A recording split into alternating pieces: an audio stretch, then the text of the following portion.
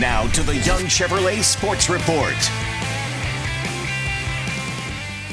Good evening, welcome to Sports. I'm Yosef Nasser. We first brought you the story of Cooper Boike a week ago. Cooper is a high school basketball star at Genesee Christian who almost lost his vision after an eye injury last year, causing months of heartbreak for he and his family. He recently made his return to the court a few weeks ago. This is his comeback story. That was smooth. Boston, go ahead. The Boike family is a basketball family. I think a lot of it is that's just what we did with our kids. That was a love of mine growing up, and I wanted to try to share that with my kids. DJ Boike is the girls' basketball coach at Genesee Christian School. His best friend Dan Chapman is the boys' coach. Dan and DJ raised their kids playing basketball and have had the thrill of coaching them at the high school level. As the youngest of four, Cooper Boike has always had to wait his turn.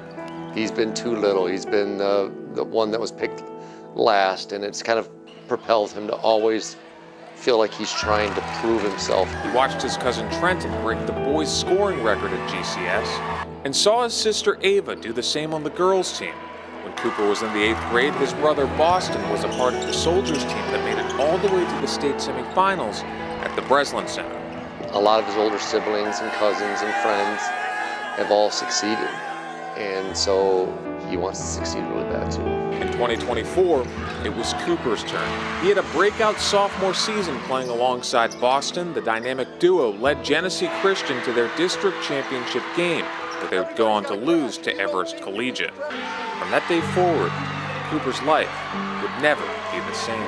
We got scratched in the eye in our district championship game last year. I took him to the eye doctor, and they had a 12-millimeter cut in his eye. A month later, his vision was basically gone. His personality changed, he wasn't himself. A lot of times he would just be in his room in the dark, because that's probably the most comfortable he could be. And at that point, for me, that was probably about as bad as it got.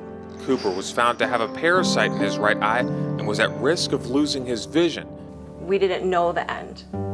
So, because his eye kept looking worse and worse and worse, and he was feeling worse and worse and worse. And finally it did perforate, and that's when he had to have a surgery. Doctors determined that Cooper had no choice but to undergo a complete corneal transplant.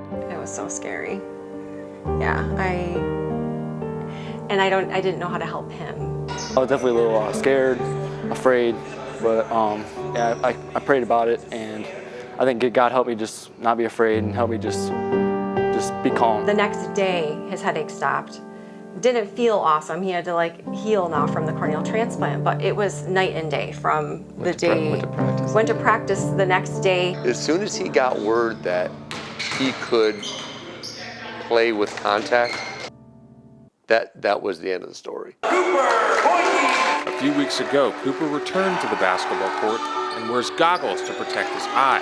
His journey back has been anything but easy.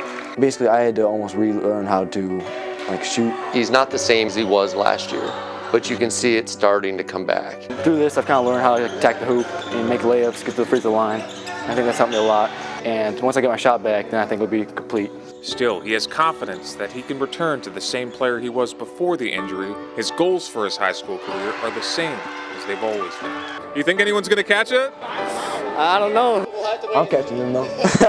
As soon as they found out that his eye was going to be good, man, you could see him light up, and you could see the old Cooper come back out. His goal is the same with his guys.